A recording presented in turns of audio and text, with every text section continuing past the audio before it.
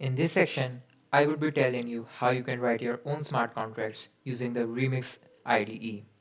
When you open up remix.ethereum.org, you are welcomed by this web page. Here you can see that Remix IDE offers Solidity and Viper as two of the programming languages to create the smart contracts. Solidity is much like JavaScript, whereas Viper resembles Python. On the left, you can see we have this menu bar with various icons. The first icon is to open this file explorer. Here you can see that I have created many smart contracts. You can create your own smart contract using this icon.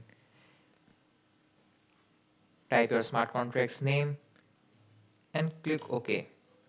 Here you see that your new smart contract file has been created. You might notice that the Solidity's extension is .sol. The next one is for the Solidity compiler. Here you can choose the Solidity compiler's version using this drop-down menu. When we write code, you'll see that what is the purpose of this. So let's get started with coding our own voting smart contract. I've already coded it here in this voting.sol. Here you can see that the first line is this pragma solidity 0.4.20. So what this means? This means that we would be using the compiler with version higher than 0.4.2. Solidity is an open source language. Because of its nature, it is ever evolving, and with every new update, there are many feature changes. So that is the reason we have to specify what version of Solidity compiler would our code be using. Currently there is 0.6.0 version of the compiler available as well. The next line is the contract. Here we are using voting system as a contract's name. Inside it, we have created our own structure for the voter. This is very similar to the struct keyword that we use in the C++ language. Here you can see that we have almost created our very own data type named voter, which has two data variables. The first is already voted. So we want that our voter is only able to vote once. So to keep track of that, we have created a bool variable. You would already know that bool stores true or false. So if the already voted is false, then only the voter should be able to vote in our voting system. The next is this uint for vote. So uint is a data type that only allows unsigned integers. Unsigned integers means the value, only the positive values from 0 and above. Here you can see that this uint vote specifies the candidate ID for whom the voter is going to vote. This variable is used to store that. Another structure that we have created is candidate. This would store the details of our candidate. Here we have created the variable name using the data type bytes32. Bytes32 is very similar to using strings, but strings in Solidity require much higher memory space. In Ethereum and in developing smart contracts code in general, it is a very great practice to minimize the memory requirements in your code because each transaction corresponds to a specific number of bytes that need to be transacted, which directly correspond to the amount of Ethereum we have to pay to the network for the transaction to get confirmed. If the code is not properly optimized, the space requirement would be much higher. As we all know, the Ethereum network is powered by these nodes, and if the space requirement is much higher, the miners would ask for a higher fees, and it is not perfect for anyone.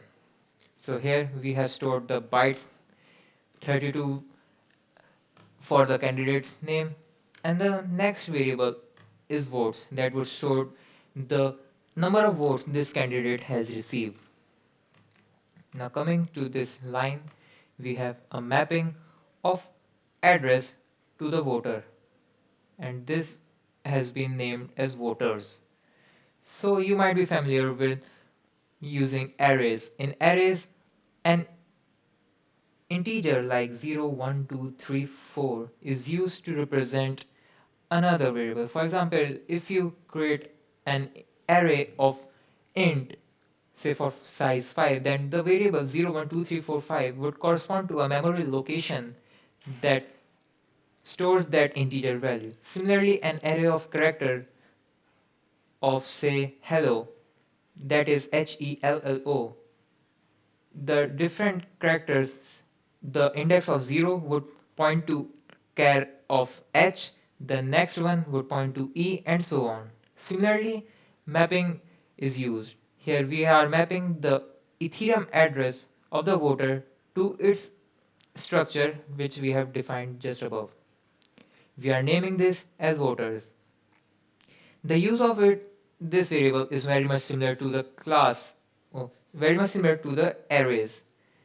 Here we would be passing in the Ethereum address, which is something like this, and it would point to the structure of voter.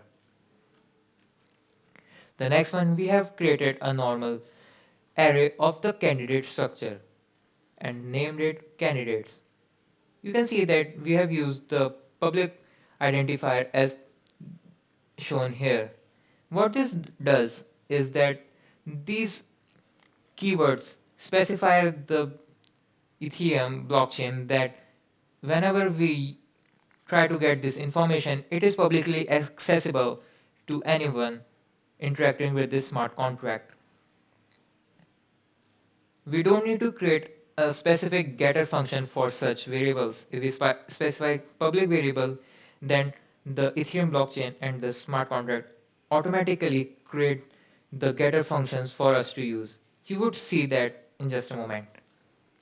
Another variable we are specifying is this owner, which is also set to public.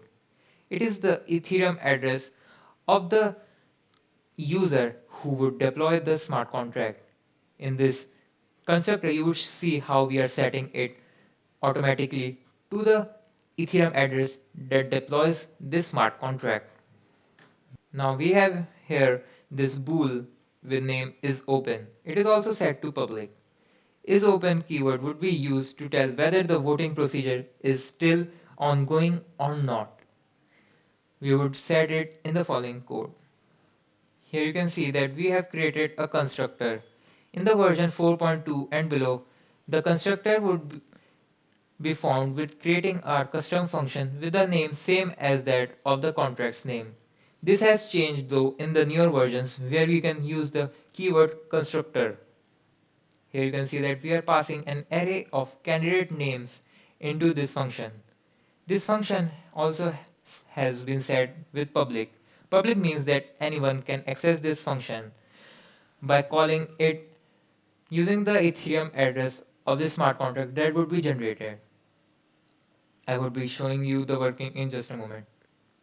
You can see that we are setting the owner, which is the address of the person that is deploying this contract, to the message.sender.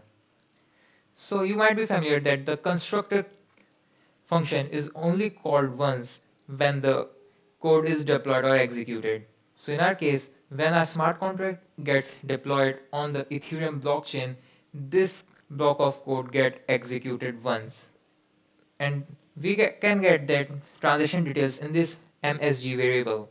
It is already accessible in the Solidity language using MSG. So msg.sender returns the address of the Ethereum address that initiated this transaction. So the one who would initiate this transaction would obviously be the owner of the smart contract. Initially, we would set is open equal to true so that the voting procedure could start. Here we have created a for loop to set the candidate names that we get in this argument to our candidates array that we had created earlier. Here we are pushing and creating this new candidate variable. Candidate is a structure. We are creating a new candidate structure and setting the name to the name that we had passed in this argument and setting the initial votes to 0. The push keyword appends this newly created candidate child to this candidates array, and that's it for a constructor.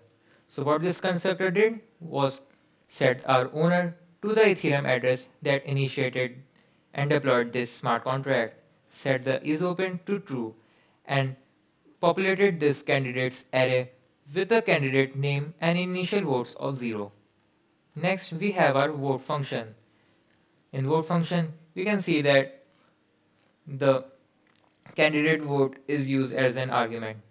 We would see how it is used below.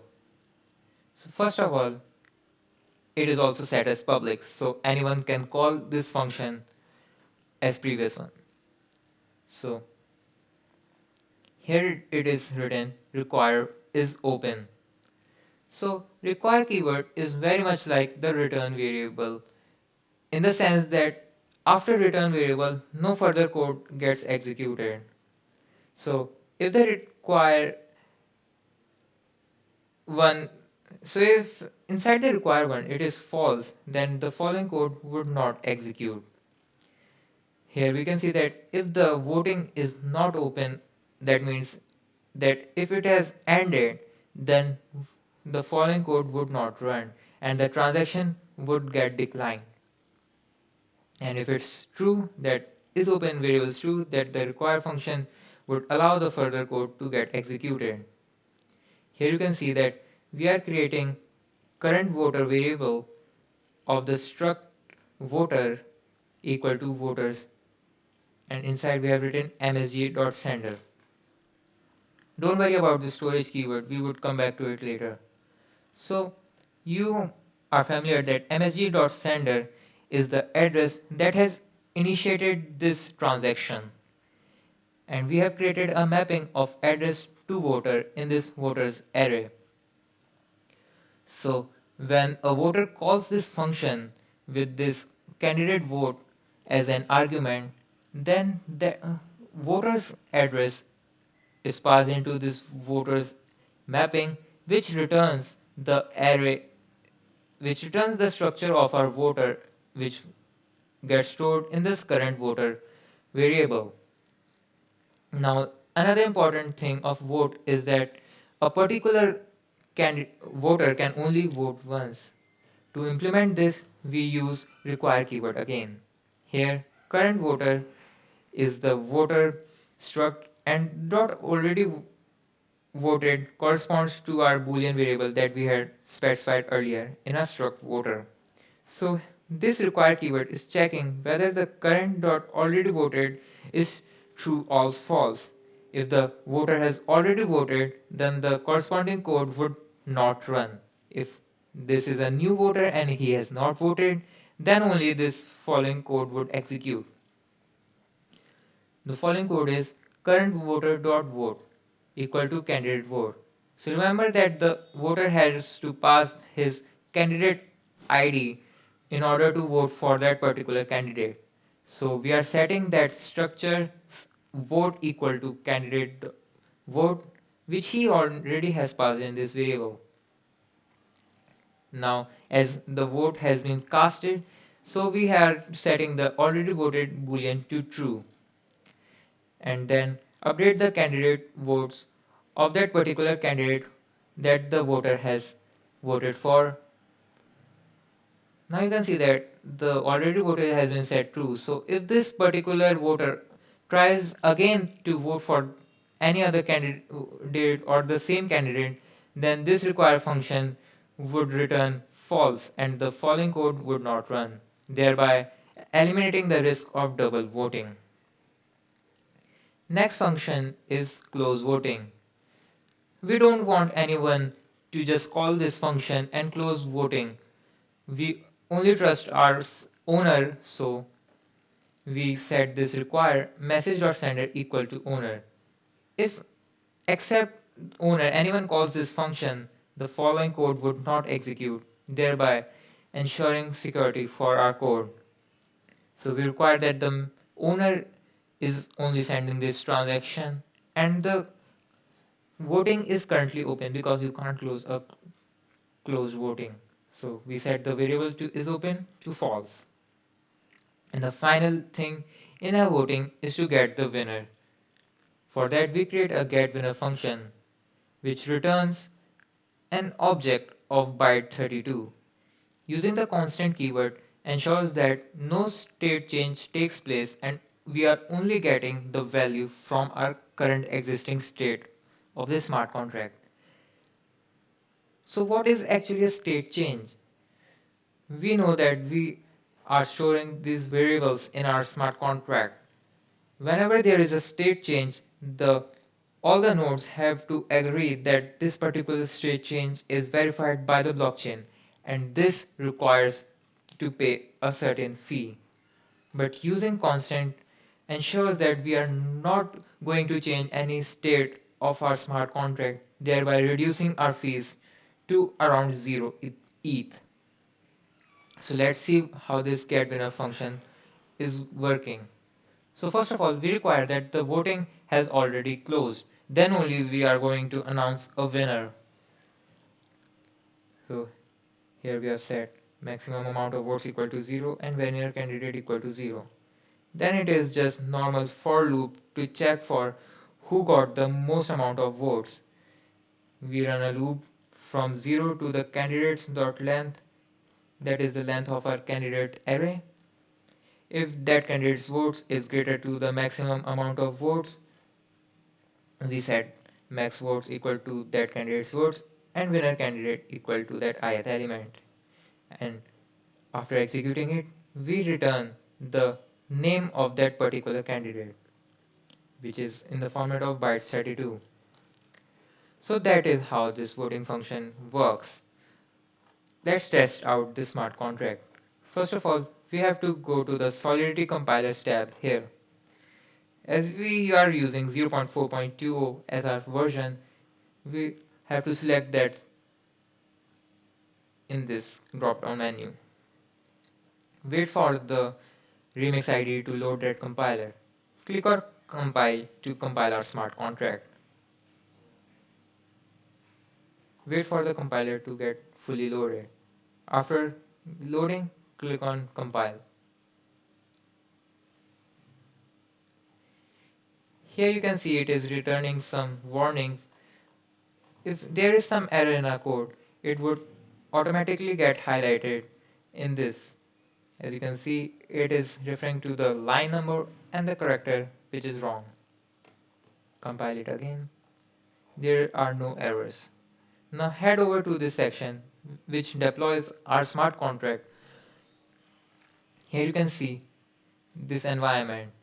For testing purposes, you can use this JavaScript virtual machine to deploy our smart contracts.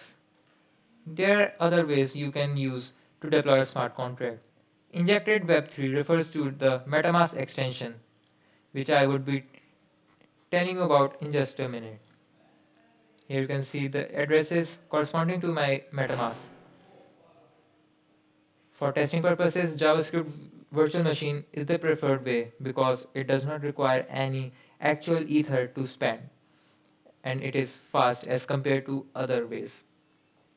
The next is the accounts. Here you can see the various testing Ethereum addresses that we have got and the balances that each of them hold. So here we have 5 ether addresses, each having 100 ether. Then we have gas limit. So each transaction on Bitcoin network requires confirmation by the miners and in return they get mining fee. Similarly in Ethereum we set the gas limit and the gas value for the transaction to get confirmed by the miners. Here you can select the contract that you are going to deploy and here you can see that on deploying a contract we need to specify the arguments as stated in the constructor function. So you can input those here. It is a bytes 32 array, so we are going to input that only.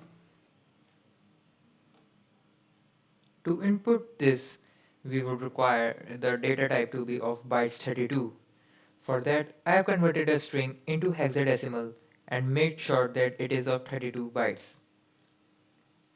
In our front end of our smart contract, it would be very easier to directly convert it using functions like this web3.utils.ascii to hex cell, which would return this, and the remaining would be padded via zeros. Web3 is a library to interact our front end to our blockchain network. I would go through if I have time left for this. Click on transact, and you would see that we have deployed our smart contract, and we get a confirmation that from this address, that is our current address, we have deployed a smart contract. You can click this arrow to see all the functions that are available inside our smart contract. If you click on this icon, it would copy the Ethereum address on which the smart contract is deployed. If you are going to create a front end for the smart contract, you would require this address on where the smart contract has been deployed. So we have deployed our smart contract using this address, and now you can see earlier we had 100 ether in all of the accounts, but due to the transaction that we have to do in order to deploy our smart contract, a fraction of a ether got used up. So this is our owner contract for this smart contract. When we deployed our smart contract, this function was executed and the owner was set to the person that executed the smart contract. In our case, it is the Ethereum address with 0xCA as the starting characters. Now switch over to this another address that we would be using as our voter. Click on it and you have switched your account. Now if you click here, it would call our candidates array, which is public array, and would return the names of all the candidates. You have to pass in the value of 0th position. We have this candidate, and if we pass 1, we get another candidate. Currently we only have 2 candidates as we had specified in our constructor. So in order to vote for a candidate, we go here, pass in the vote, and click on transact. Here you can see our transaction has been successful. If you want, you can further investigate the transaction. Here you can see who we have voted for. We inputted 0 as our candidate vote, and this data was sent to the blockchain. Currently we are running this blockchain in our JavaScript virtual machine environment. In real world, you would get this transaction ID, which you can verify on the blockchain's explorer. Here you can see how much gas has been utilized in order to run this and the gas price we had set. Transaction hash is given here. So we had voted for candidate 0. Let's see the votes, how much he has got. See, the votes had been updated to 1. If we try again using the same voter address, then let's see what we encounter. So let's assume we are voting for candidate 1 this time. But remember, we are using the same address. So according to our code, we should not be able to vote again because of this variable which is already voted. So let's transact and see. We get transaction declined error because of revert that we revert means that the transaction got reverted and any Ethereum that was sent during this transaction was refunded back to that address. So you can see that a particular address is only able to vote once. Now switch over to another address and let's vote for candidate 1 this time. This is the candidates array. Currently you can see there is 0 vote for this candidate. Now to vote, let's click on transact. Transaction is successful and let's click on candidates to see that we have one vote.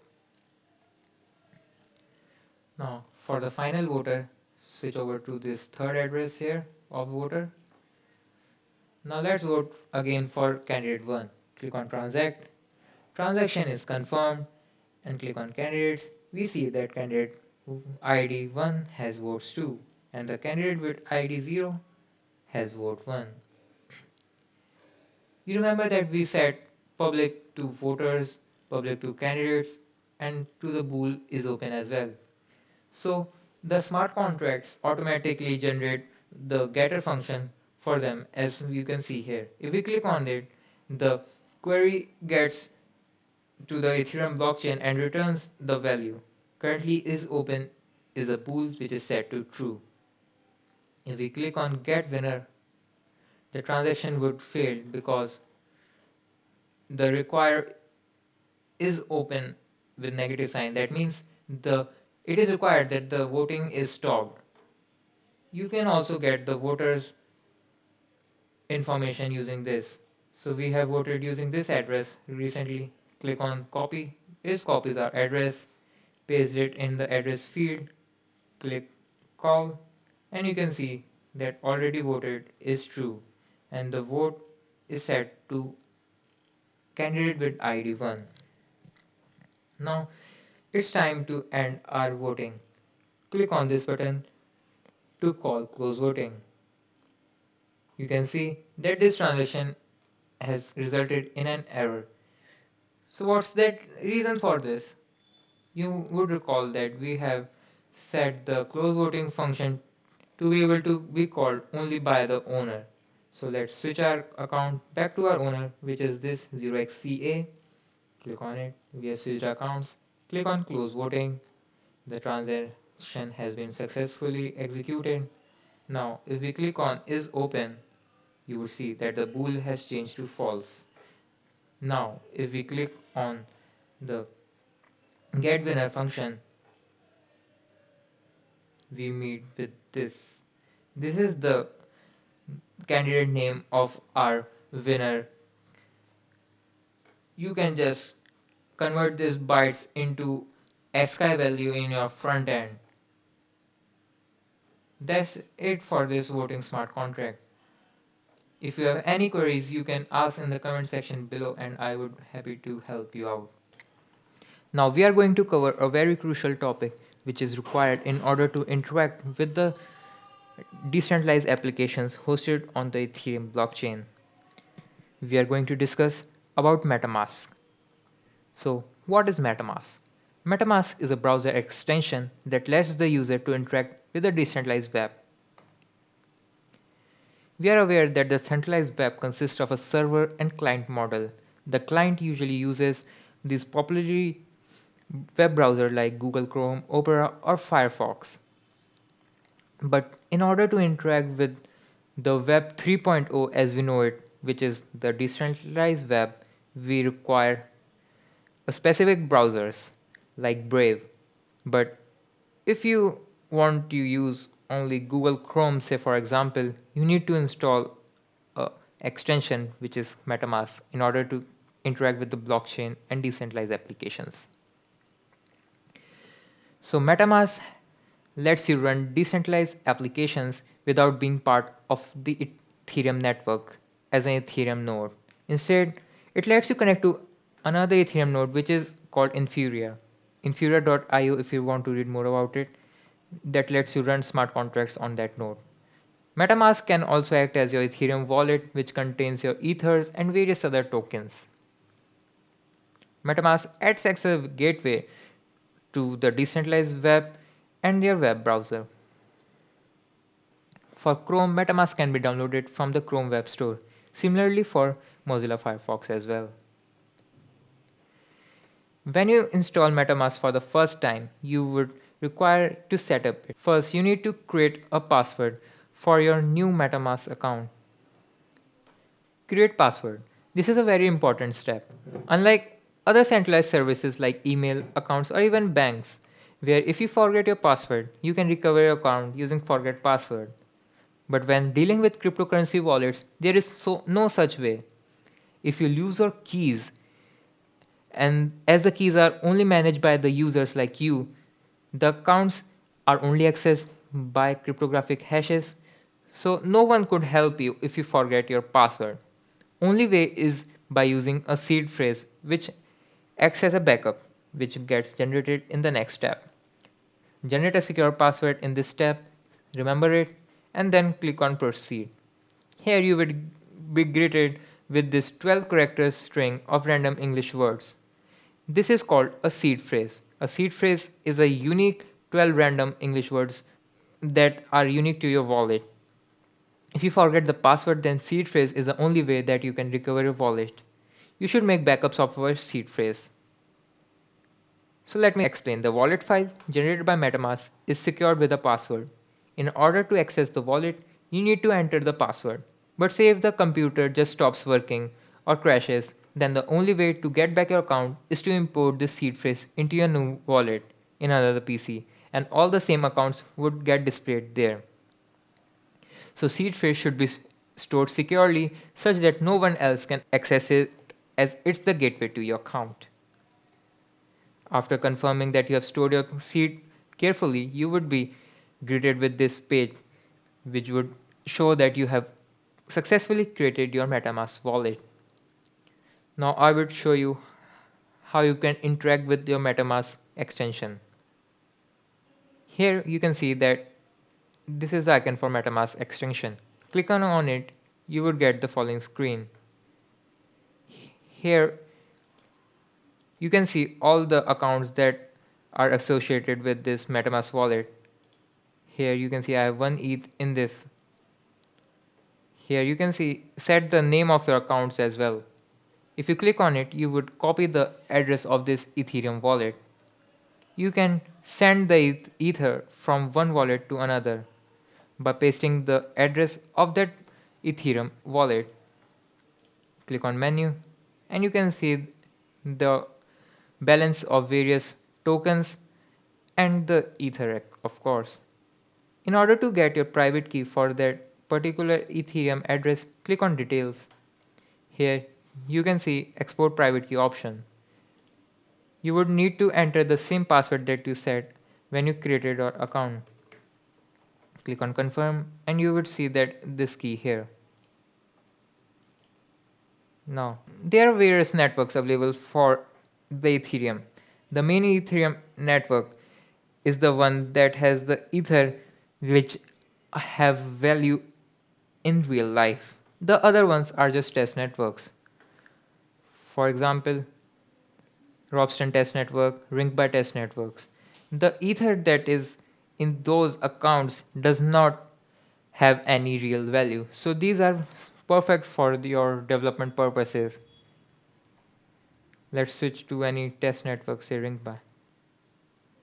Here you can see that this address has balance of 16.6 Ether, and you can see the transaction history of with date, time, and all this information. You can view the detailed information by clicking on View on Etherscan. Etherscan is basically a blockchain explorer that lists all the public blockchain history on this website. You can see all the transaction history with transaction hash, block associated with it, from, to, and the value that is transacted along with the transaction fee paid. Click on transaction hash to learn more about this particular transaction. Here you can see this warning that it is a testnet transaction only, meaning the ether sent on this network have no value and the main network is separate from this test network.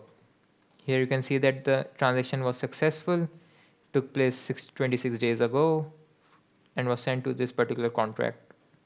As you know that the ether on the test networks don't hold any value, you can acquire some free ether for your testing purposes using faucets made for that particular testnets. Let me show you.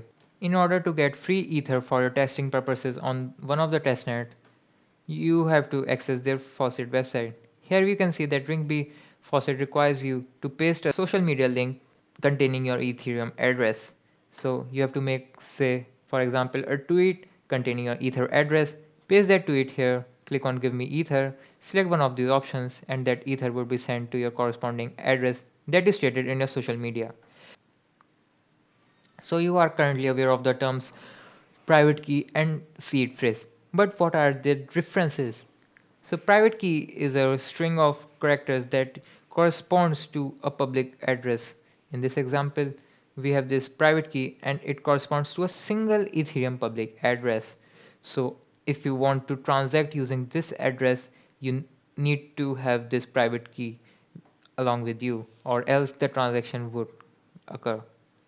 But seed phrase is this 12 words array that is used to generate not one but a number of addresses. There is currently no limit to how many addresses you can generate, but with private key you can generate only a one public address. Seed phrase is cryptographically linked to all these addresses. When you click on create new address in your MetaMask wallet, the seed phrase is used to cryptographically generate the next address according to that mathematical equation. You don't need to store all the private keys of all these addresses individually. Only remembering the seed phrase is sufficient enough to recover all these accounts along with their private key in case such a need arrives. This session has already exceeded its time limit, so I'm just here listing these three technologies that you can use to create your own dApps. Web3.js is a library that you can use in your front end, be it vanilla JavaScript or React.js, to interact with the blockchain data. Truffle is a development environment that you can use to compile and migrate your smart contracts onto a blockchain. You can even use it as a test environment to run tests on your smart contracts before deploying it on the actual blockchain. Ganache is a local blockchain platform that you may opt in to use or not, but if you're developing your smart contracts and you need to transact with the blockchain, having a local blockchain is much faster than using any of the test networks. That's it from me for this workshop. If you have any doubts, you can comment them down and I would try to answer them as soon as possible. Thank you.